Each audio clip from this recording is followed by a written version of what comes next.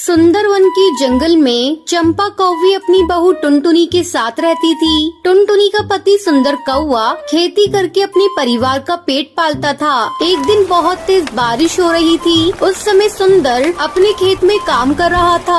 अचानक बिजली जोरों से चमकती है और सुंदर के खेत में गिर जाती है, जिसकी चपेट में सुंदर कौवा आ जाता है और उसकी मौत हो जाती है। फिर शाम हो जाती है। टुनटुनी घर पर सुंदर कौवे का इंतजार कर रही थी। माँ जी, पिंकी के पापा अभी नहीं आए, बहुत देर हो गई है। मेरा तो जी घबरा रहा है और ये बारिश भी रुकने का नाम नहीं ले रही है। तू ज्यादा सोच मत बहू, मैं अभी जाकर देखती हूँ कि सुंदर बेटा कहाँ रह गया। चंपा कौवी अपने बेटे को देखने खेत पर जाती है। वहाँ सुंदर कौवे को मरा हुआ देखकर वो जोर जोर से रोने लगती है।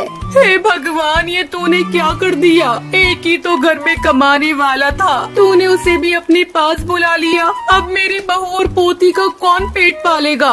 किसी तरह वो रोती बिलखती घर पहुँचती है। टुनटुनी बहू, हम लोग लुट गए, बर्बाद हो गए। क्यों माँ जी, क्या हो गया और ये कहाँ है? जल्दी बोलिए माँ जी, मुझे बहुत डर लग रहा है। बहू, सुंदर पर बिजली गिर गई और उसकी मौत हो गई। इतना सुनते ही टुनटुनी बेहोश हो जाती है। थोड़ी देर बाद बड़ी मुश्किल से टुनटुनी को होश आता है।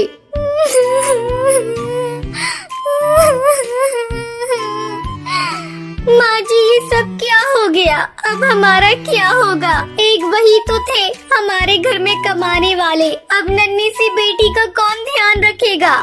इस तरह कई दिन गुजर जाते हैं। टुनटुनी की हालत चंपा कौवी से देखी नहीं जा रही थी। वो टुनटुनी को समझाने लगती है। बेटा टुनटुनी, कितने दिनों तक सुंदर बेटा की याद में इस तरह रोती रहेगी? तूने कई दिनों से कुछ खाया भी नहीं है। जरा अपनी बेटिया को तो देख, तुझे दुखी देखकर ये भी दुखी है। ये तो खेलना कूदना भी भूल गई है और मैं भी बूढ़ी हो चुकी हूँ। अब तुम्हें ही अपनी बेटी के बारे में सोचना होगा। हाँ माँ जी, आप सही कह रही है। मैं कल ही जाकर कोई न कोई काम ढूंढने की कोशिश करूँगी। अगले दिन टुनटुनी काम की तलाश में दूसरे जंगल जाती है। वो देखती है कि एक खेत में कुछ पक्षी काम कर रहे हैं और पास में उस खेत का मालिक बाज एक कुर्सी पर बैठा हुआ है। टुनटुनी चिड़िया उसके पास जाती है। मालिक, क्या मुझे भी आपके खेत में काम मिलेगा? मैं एक दुखियारी चिड़िया हूँ, मेरे घर कोई और कमाने वाला नहीं है। ठीक है, तू भी लग जा काम पर। टुनटुनी चिड़िया खेत में काम करने लगती है, लेकिन उसका मन काम करने में नहीं लगता। ये देखकर खेत का मालिक उसके पास आता है। तुझे तो ढंग से काम करना नहीं आता, चली जा, यहाँ तेरे लिए कोई काम नहीं। दुखी मन से टुनटुनी घर लौट आती है। माँ जी, मेरी तो किस्मत ही फूटी है। मुझे एक जगह काम मिला था, लेकिन उस काम को ठीक से नहीं कर पाई, जिसके कारण मालिक ने मुझे निकाल दिया। अब तो मुझे अपने परिवार को चलाने के लिए एक ही उपाय सोच रहा है। क्यों न हम लोग अपने ही खेत में आलू उगाएं? आलू की खेती करने में मेहनत भी कम लगेगी और मुनाफा भी ज्यादा मिलेगा। आलू को बेचने की भी कोई समस्या नहीं है। हम उसे शहर में ले जाकर अच्छी कीमत पर बेच दिया करेंगे। ये बात तो तूने बहुत अच्छी कही बहू। कल ही हम दोनों चलकर आलू की फसल लगाएंगे। ऐसा सोचकर दोनों सास बहू अगली सुबह अपनी खेत की सफाई करती हैं और आलू की फसल लगाती हैं। कुछ ही दिनों में उनके आलू की फसल तैयार हो जाती है। बहू, जल्दी ही हम लोग अपनी फसल को शहर ले जाकर बेच देंगे।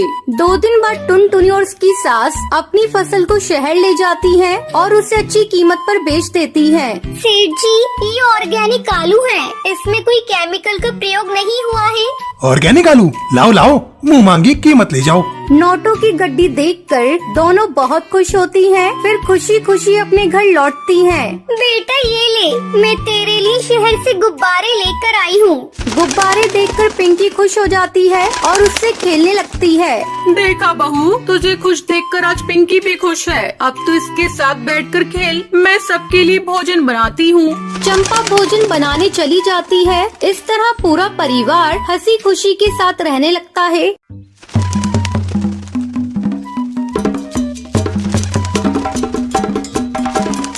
टुनटुनी और मोंटू कबूतर की कल ही नई शादी हुई थी। एक दिन मोंटू कबूतर की माँ अपने बेटे और टुनटुनी से कहती है, बेटा तो टुनटुनी को लेकर हनीमून पर चला जा। मैंने तुम दोनों की शिमला की टिकट बुक कर दी है। लेकिन माँ जी, आप अकेले यहाँ कैसे रहेंगी? बहू तू चिंता मत कर, मैंने तेरी बुआ सास को यहाँ बुला लिया है। अगले दिन टुनटुनी और मोंटू कबूतर हनीमून मनाने के लिए शिमला के लिए निकल जाते हैं।